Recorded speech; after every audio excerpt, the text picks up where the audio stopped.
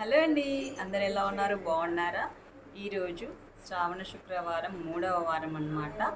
ఈరోజు మా ఫ్రెండ్ వాళ్ళ ఇంట్లో వరలక్ష్మి వ్రతం జరుపుకున్నది. మమ్మల్ని అందరినీ ఆహ్వానించింది. మేము పేరంటానికి వచ్చాము పసుపు బొట్టుకు.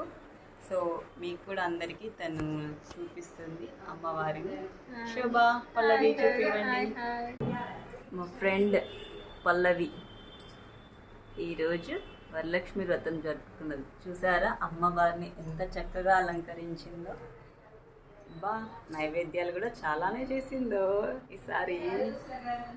ఎప్పటికీ చేస్తావు కదా శోభ నువ్వు? చూసారా అమ్మవారిని, చాలా బాగుంది.